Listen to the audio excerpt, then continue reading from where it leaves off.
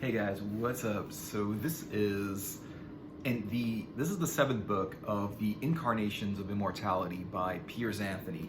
Piers Anthony is an awesome fantasy writer, fantasy and science fiction writer, and this is an awesome series. This is my favorite thing that Piers Anthony has ever written, and one of my favorite series of all time. This is an amazing series. Basically, this is book 7, and this book is about the Incarnations of Immortality, and this is about this woman here. This is actually done by Michael Whalen, which is a beautiful illustration. These are angels. This is a woman, and she's basically assigned to be the incarnation of good. Like, she wasn't all good, but she was to a point, and she's kind of stuck in purgatory because she can't go to heaven or hell because she's kind of in the middle. She's not good and she's not bad, but she's kind of in the middle. And what happens to her is, by chance and throughout the plot of the story, that I don't want to, no spoilers, but through the plot of the story, basically she is called upon to be the incarnation of good, an incarnation of immortality. She's a person who is now taking the office of a concept, of a very human concept, which is the incarnation of good. And the incarnation of good basically looks over all of the good of mankind and also looks over the evil. And she kind of tries to bring mankind and bring people onto the good path. This is not the only incarnation of immortality. There's other ones. This is the 7th one in the last book in the series. So it's not like a long series, but it's really worth reading. The first incarnation is death, then there's time, war, fate, nature, and evil, and then good. Okay, so yeah, there's a whole book dedicated to the incarnation of evil, and basically he's the devil. And what's interesting in this universe, the devil is basically a position, an actual like a job. It's not an actual person, because people, like humans, will become the devil at some point. Like, some people will be chosen to become the devil, and they will kind of have that career path as the devil, as the incarnation of evil. And they also judge a lot about what's good and what's evil, and they kind of handle evil, and they know how to do that. So basically, it's about these regular people. They all start out as people, mortals. The universe is an interesting universe because it's a combination of magic and technology. So it's it's sort of like high tech in the future. It's like in the present, but it's high tech, futuristic technology, and at the same time, it's also high witchcraft magic also. So there's magical items, but there's also technological. There's flying cars, but there's also flying carpets, and it's interesting because they kind of Piers Anthony likes to put those two concepts together, and a lot of his books are also some of it is sci-fi and some of it is fantasy. And I really do like when they put it together, because I really think sci-fi and fantasy, it works the best when it's just merged together, and there's some fantasy elements and some sci-fi elements, because they're both fantasy sort of, but what it is, one is technology and one is magic, pretty much. But it's fantasy, technology, fantasy, magic. So the first incarnation in the first book is called On a Pale Horse, and On a Pale Horse is basically the incarnation of death. I mean, death rides a pale horse, so they say, right? And what happens is really interesting, is that the story starts off with this guy, and then he buys this magic item, and he tries to, it's a lodestone, I think is what it was. And because I read it a while ago, the lodestone, that's what it was. And this lodestone is supposed to make him find money. So it kind of he spent a lot of money to get this lodestone, and lodestone kind of tries to bring him to the path of money. But anyway, he's really depressed. He's upset. He doesn't want to live anymore. And he decides that he was going to take his own life with a handgun, right? So he's trying to he was trying to take his own life, with a handgun. He was ready to turn the handgun on himself and take his own life. And then what happened was he turns and he looks and he sees Death walking through the door, like a hooded figure with a scythe, with a skull mask. And he sees Death walking through the door and he's like, whoa, but he's not like dead yet. He's still alive, but Death is walking through the door. And what's interesting is the way they described it, the way Piers Anthony described it, as that he was already pulling the trigger on the gun, so he couldn't stop himself from pulling the trigger because he was actually already doing it. But because Death startled him so much, because it scared him so much, he actually turned his arm, pointed the gun at Death, and shot him. And he shoots Death. And basically the bullet actually did kill the guy who was the incarnation of Death. He had to like materialize, he had to manifest, he had to like become solid in order to take this guy's, to appear and then help this guy, take his life basically as he was going to kill himself. But then what happened was he turned around, shoots Death, and Death dies, and Death falls to the ground, and like the cape and the mask and the scythe, they all fall. And then Fate runs into the door, and Fate is like, oh, this is perfect, this is exactly what was supposed to happen. And the guy that shoots Death, basically according to Fate, and Fate says, whoever shoots Death, whoever kills Death, becomes Death, because there must be a Death. You can't just kill Death. So when you kill Death, you become Death.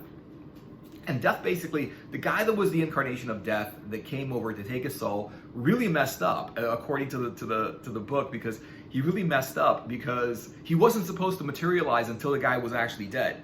But he was so certain that that was going to already happen that he materialized early and totally blundered, and then got himself killed, got himself shot, because he materialized. And he was a solid, he wasn't just like walking through the wall, he was like a solid person at that time. He solidified, became physical, and was shot. Even though like I think the cloak of Death can repel, like you can't, like I think like the cloak of Death was supposed to be some kind of protection, but it didn't kind of work in that case. So the only reason the Death came in to help this guy on his way to the next world was because he was neither evil nor good. He was in the middle. And what happens is basically in the first book, On a Pale Horse, is that, well, when people are good, they go to heaven. When people are evil, they go to hell. And then, heaven goes in, they're basically ruled by the incarnation of good. And then the ones that go to hell are ruled over by the incarnation of evil. And so like when someone's in the middle, Death has he has this like, these scales, and he puts the person's soul on the scale, and he sees, okay, is this scale mostly good or mostly evil? And then if they're like really in the middle, they go to purgatory, and they stay in purgatory until they can actually, if they do a lot of good in purgatory, they actually go to heaven. If they do a lot of evil while in purgatory, then they will go to hell. But if someone's in the middle, they get a chance to just stay in purgatory before they're able to go up or down. And so Death comes in and messes this up, and Fate comes in and says, well, now that you've killed Death, you must become Death. And so she takes off the skull mask, and it was just a mask. The guy's face was underneath it. The cloak, the scythe, and the balance scales, where you basically weighs people's souls. If the soul is too heavy, it's evil. If it's light, it's good, and it goes to heaven. So that's like, I love the concept. It's just so interesting. It's so much philosophy in that, and it's just like this is basically the way the whole universe is run, and that's basically how all of these incarnations work. They all live in purgatory, but they live in like a castle in purgatory. They live, they're partly physical, they're partly non-physical. So they can walk through walls, and they can like go from one dimension to another. They can travel, so like the incarnation of time can travel through time. The incarnation of war has a sword, which allows him to travel through dimensions to go where they're going. And it's really interesting because he puts these characters together as, basically what's similar about all of the books is that all of these aspects of these concepts, right, are basically actually people who it's their job to be this kind of concept. It's someone's job to be Death, and decide whether someone goes to heaven or hell, and weighs their soul and then takes their soul and whatever. It's someone's job to be time, to make sure the time is working properly, and like nothing in the past is gonna like destroy the future, and and there's a lot of more like plot and everything. Then there's basically the guy who runs over war, and each book is the same, basically the same way, where you follow the person, the character. It's a person. It's always a human. It's never like it's not like a fantasy. It's not like a fantasy hero. They're not heroes. They're people. They're regular people. But what's different about them is they become these aspects. They become these incarnations of immortality. This person becomes the incarnation of death, and now he has to like take people's souls and help them decide and decide whether they go to heaven or hell. This other incarnation is the incarnation of fate, and the fate incarnation is female. The death incarnation is male, but I think it could possibly be female also. I'm not sure about that. I don't think he really talked about that. But the incarnation of, like, for example, the incarnation of good is female. Now, I don't know if the incarnation of good could be male or it's always female, but I don't think he really talked about that. He just happened to be female, happened to be male. Incarnation of time is able to time travel and go through, like, if there's a problem in a certain place in time, he is called to go to that area, that place, and see what's going on. Why is this going to mess up the timeline, or it's going to do something negative or bad for humanity, and he has to come in and save it. The incarnation of fate is making sure that everyone's fate is going according to what their fate is supposed to be going according to. And this is actually three people, three aspects: Clotho, Atropos, Lachesis, and they're the three fates, basically. That's from the old, I think, Roman or Greek or mythology, where they created these fates, and a lot of these come from mythology and Greek mythology. But what he did was, he didn't just make it like fantasy, but he also made it science fiction. So, like, for example, the death is time is Chronos. The guy's name is actually Chronos, which is the Greek name for time. Then there's so everyone has their like Greek name, like Lachesis, Atropos, Clotho. They basically decide on a person's fate, and they measure their fate out they spin this like thread, and they measure the people's fate, and then decide like how long their life is, or like all the what they're fated to do, and they're in charge of making sure people's fates go as planned, as they're supposed to go. War is supposed to, he goes over the battlefields, he appears over the battlefields to make sure that war is waged properly. Evil is supposed to make sure that evil is going properly. And basically, like, evil is, it's an interesting book, that Evil, because like you're basically dealing with the concept of evil. You're dealing with the concept of fate and time and war, and then you're dealing with the concept of nature. And then there's the name of the nature incarnation is Gaia, and that's the name of Mother Nature. So he takes a lot of these basic, like, these names of these people that were sort of like considered deities or goddesses or some kind of deities, and creates these stories around them. And basically, it basically like a person who has no idea about anything about like who they're going to become and what this is going to be and what they have to do, and the world that they're entering. They have no idea about it. They're completely new at it. It's their take on it. How do they do as these incarnations of immortality? Like, what do they do to how do they like do their job? What do they think? And it's got to do not with only how they do their job, and that's involved, but also how their life changes. And it's interesting because you're dealing with a person as the main character, and they're not a hero. They're just a person. What makes them a hero is the position that they've attained. Once they became an incarnation of immortality, it gave them power, and they have this power, but they're using it for, they're always using it for good. They're always using it to make the world a better place, or whatever like is going on in the plot. They're trying to make that plot end in a favorable outcome.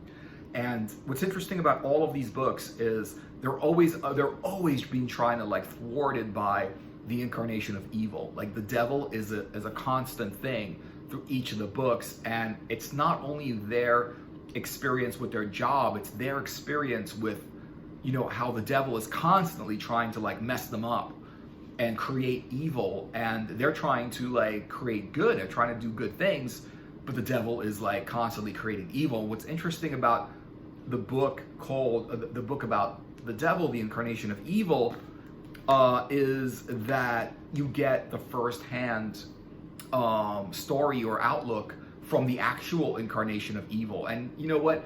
The guy that becomes the devil isn't actually, he's evil, so he becomes the devil. Like, he wasn't doing good, but he was also in that middle area where he wasn't really good, but he wasn't really evil. And so I really read that one a while ago. But what's interesting about the incarnation of evil is that he always tries to mess them up. Like that's the constant in every book, and that's kind of the plot in every book. It's the people that have been assigned their position, their job to be either war, time, or fate, or nature, and what they do and what that like position means and what they have to do to fulfill their job and their fate in these positions, because they're just regular people and they had a life. And it's always very, very interesting, like what's involved in that. Like they had a life, but now they became this other person, and they've got to like enter this world that they have no idea of what's going on. They're constantly being thwarted by the devil, and each book just makes it a lot different. Like the plots are all a lot different, and the stories are all a lot different. For example, like one of the incarnations have this like snake ring. It's a ring that tells them like things. He can ask the ring questions, and the ring will like kind of like squeeze his finger and tell him like answers. The ring can tell him yes or no. Like you can ask the ring like yes or no questions, and the ring will just like tell him to kind of like squeeze his finger and like tell him yes or no. It's really interesting because there's that magic aspect, but then there's also the technology aspect where this world is high tech. You got flying cars, which makes it just more interesting. And it also, the fantasy also, the magic makes it really, really interesting. And the fact that when these people are given these assignments, they're only doing this for a certain period of time. And some of them, if they do the job well, they will go to heaven. If they don't do the job well and they let evil kind of win, they can go to hell. And they're always trying to, because they're in purgatory as they work this field, as they work this kind of like assignment. They're in purgatory, so they're always trying to like have these positive outcomes and not go to hell and go to heaven. I don't know. Here's some of it. Here's some of an interesting thing here that they wrote on the back. An extraordinary triumvirate. They embark on a great quest to reawaken the incarnate. This is about the incarnation of good. An extraordinary triumvirate. Okay. They embark on a great quest to reawaken the incarnation of good in a world where evil reigns, facing challenges that will test the very fiber of their beings with trials as numerous, as mysterious, and as devastating as the incarnations themselves. This is cool because in the back it says like, in the crowning achievement of Incarnations of Immortality, Piers Anthony weaves a playful, provocative, and stunning tale of morality, magic, and grand adventure. And it's exactly what it is. It's full of magic. It's full of adventure. It's fun because the devil is trying to mess everybody up all the time.